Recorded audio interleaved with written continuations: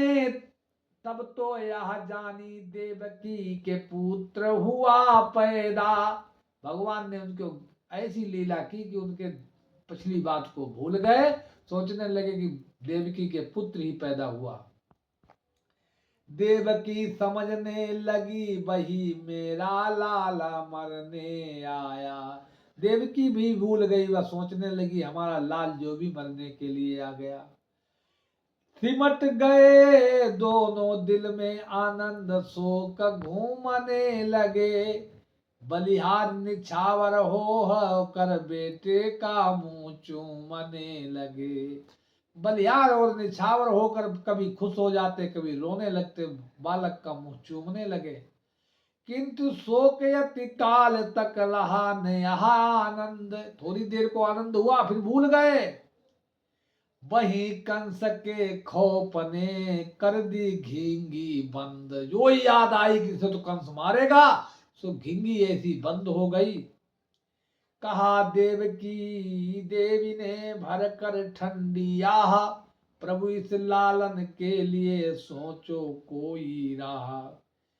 देवकी ने वसुदेव से कहा महाराज अब इसके लिए कोई राह तो बनाओ। प्रभु इस लालन के लिए सोचो कोई राह। देखो तो या प्यारा मुखड़ा उजियाली आती जाती है। आती है अगली याद जहां त्यों छाती धड़की जाती है। महाराज जब अगली बात याद आती है कि कंस अभी थोड़ी देर में भागता हुआ आएगा, इसको मारेगा, तो मेरी छाती फटी जा रही है। हा बलिदानी बकरे निकले जीवन भर कोख हमारी से। या कातिल कुसुम की कटना है क्या खल की कठिन करारी से। हमारी कोख से हमेशा बलि के बकरे ही पैदा हुए, और क्या खाली कठिन करारी से। हे नाथ नंद बाबा जी से सच्ची मित्रता तुम्हारी है। सच्ची मित्रता तुम्हारी है। रोहिणी बहन है उसी जगह, यशोदा भी सखी हमारी है। देवकी के मन में विचार हुआ कि महाराज वहां रोहिणी भी वही है, और हमारी सखी आपके नंद बाबा मित्र हैं। कहो तो इसे बालक को ही पहुंचा दो।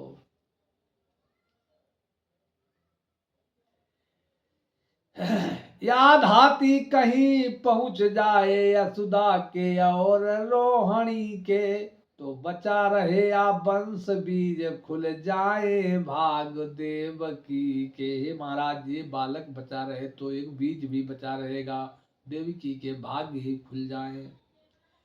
या उतवाली से भरे सुने प्रिया के बहन, बिलख कहा वसुदेव ने कर नीचे को नयन।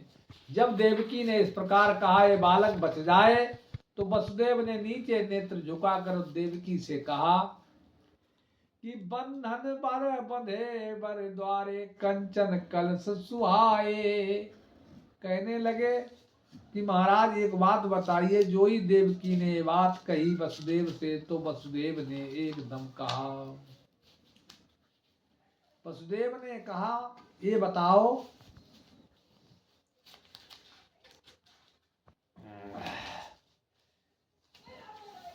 हे प्रीतमे, ये आपको याद नहीं है कि हम किस हालत में यहाँ हैं। हमारे 7-7 फाटक लगे हैं, 7-7 फाटकों पे ताले डबल डबल लगे हैं। हथकड़ी बेड़ी हमारे पड़ी हैं और पहरेदार भी हैं। हम यहाँ से कैसे निकल सकते हैं।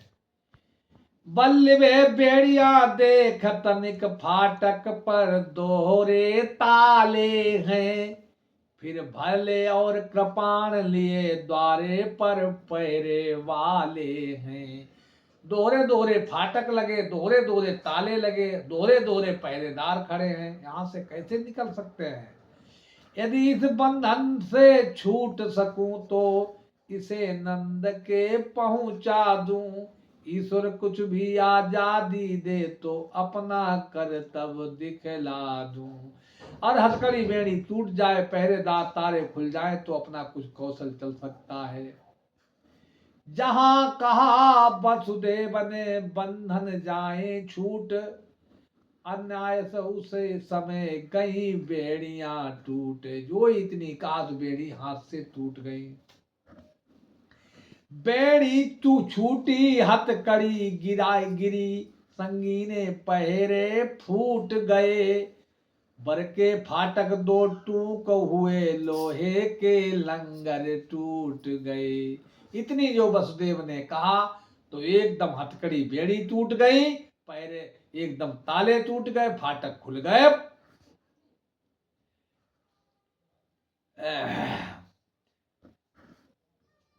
शिशु को रख लिया टोकरी में, उस क्रूर कंस के कैदी ने। हिलकी भर के चलती बिरिया, मोचूमा मातु दो देवकी ने। टुकुर एक टोकरी में रखकर और चलती बेरा देवकी ने मुंह को चूमा। बार बार चुमकार कर विदा किया प्रिय लाल, चुपके से बाहर निकल की कुछ लंबी चाल। पहरेदार भी सो गए थे, बड़ी लंबी चाल आगे निकल के फाटक से लंबी चाल करी जाने के लिए।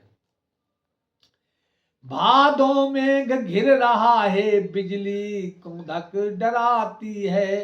पीछे से सिंह बोलता है, आगे यमुना लहराती है। इतनी अंधेरी रात, पानी बरस रहा है, बिजली चमक रही है और पीछे से सिंह भी गर्जना कर रहे, आगे यमुना पूरे पावर से बह रही है। बढ़ती यमुना में त्याग वीर ज्यों ज्यों कर कदम बढ़ाते हैं। संसार भार रखने वाले सूप में सिकुड़ते जाते हैं। संसार को भार में रखने वाले एक सूप में सिकुड़े जा रहे हैं। किसी एक कवि जी कह रहा है कि आदमी कहता है कि जमाना बदलता है, हमारा ये है वो है।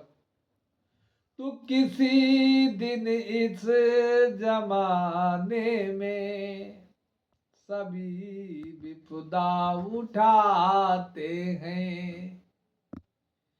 किसी दिन इस जमाने में सभी विपदा उठाते हैं। वही लीला इशारों में, वही लीला इशारों में हमें माधव दिखाते हैं। संसार में एक दिन सब विपदा उठाते हैं, भगवान ये लीला दिखा रहे हैं। रमासी किंकरी जिनकी गरुड़ ऐसी सवारी है। रमा जैसी, लक्ष्मी जैसी किंकरी और गरुड़ जैसी सवारी, वही त्रिभुवन धनी के सब, वही त्रिभुवन धनी के सब छिपे कमली में जाते हैं। वो एक कमली एक काले कमर में छिपे हुए जा रहे हैं। न हंसना चाहिए हरगिज किसी के कष्ट में हमको। ये भगवान दिखा रहे कि किसी कष्ट में हमें हंसना नहीं चाहिए। न जाने कब किसे कैसे, न जाने कब किसे कैसे समय के फेरे आते हैं। किसी दिन इस जमाने में सभी विपदा उठाते हैं। वही लीला इशारों में हमें माधव दिखाते हैं। भगवान ये हमको दिखा रहे हैं कि हम भी मृत्युलोक में जब आए तो हम पर भी विपत्ति पड़ी तो मनुष्य का क्या हाल है। यमुना ने सोचा स्वामी तो, अब यशोदा अब उतने भयंकर अब यमुना जी में जिस समय वसुदेव जी घुस गए तो यमुना तो था ही होने लगी, लेकिन उनने विचार किया यमुना जी ने कि यमुना ने सोचा स्वामी तो धोखे में निकले जाते हैं, वह चरण कमल इस दासी को इस समय खींचते जाते हैं। यमुना ने सोचा स्वामी भगवान तो धोखे में निकले जा रहे हैं, तो अब चरण तो इनके मैं छू लूं। पद कमल परसने की इच्छा जब माया द्वारा जा पहुंची, अरे वसुदेव भक्त के बढ़ते ही तब कंधों तक धारा पहुंची। धारा बढ़ने लगी पैर छूने के लिए, वसुदेव ने और ऊपर को सूप कर लिया। अब उनके मुंह को और पानी हो गो, कानों तक पहुंच गया। वसुदेव और हाथ उठाए, भगवान ने सोचा यमुना तो मेरे पैर छूने के लिए बढ़ रही है, और वसुदेव अब जे हमको ऊपर उठाए है। तो भगवान ने क्या किया, देखा बढ़ा वसुदेव का गया हृदय अकुलाए, पर लीलाधर ने दिया अपना चरण बढ़ाए। नीचे बढ़ाई चरण, नीचे कर दो। यमुना की आशा पूर्ण हुई, नीची व बढ़ती धार हुई, श्री भक्त वत्स के साथ साथ भक्त की नैया पार हुई। भगवान ने जब अपने चरण को नीचे बढ़ा दिया तो यमुना ने चरण छुए और फिर थाई हो गई। वसुदेव उस पार निकल गए, थे खुले किवाड़े, यहाँ सभी था भेदन बाहर भीतर में। उस वसुदेव जब पहुंचे तो नंद के यहाँ किवाड़ा भी खुले थे, कतई जैसे दिन की सी, कोई किवाड़ा बंद नहीं थे।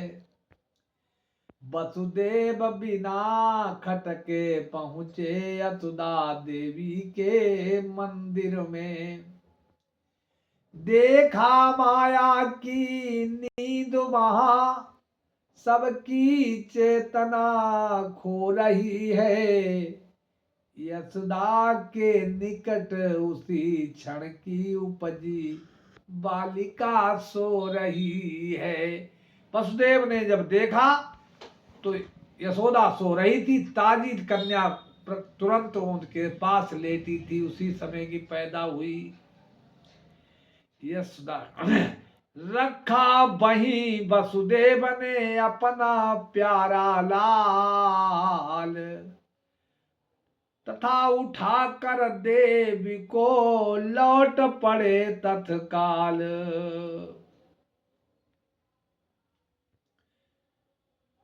लौट पड़े तत्काल।